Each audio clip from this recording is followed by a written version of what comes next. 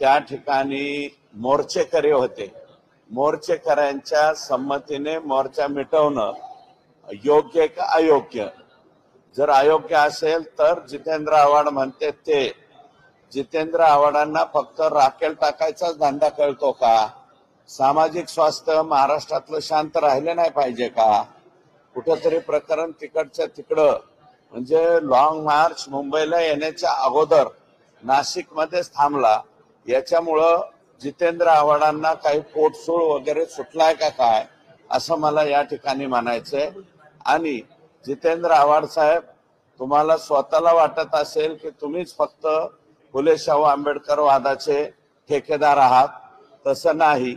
आम्ही सुद्धा त्याच विचाराचे आहोत, त्याच विचाराने चालतो आणि हे कुठंतरी प्रकरण थांबलं पाहिजे.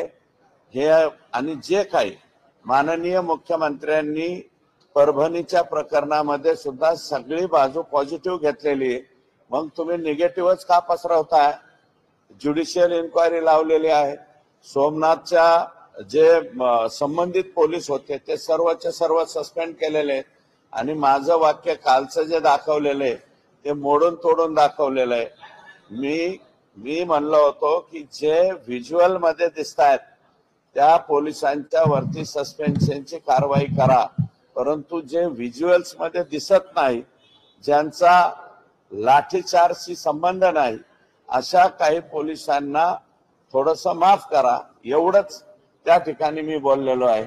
माझं पूर्ण वाक्य न घेता अपूर्ण वाक्यावरती ते मला वाटतं कालपासून ट्रायल चालू जात आहे.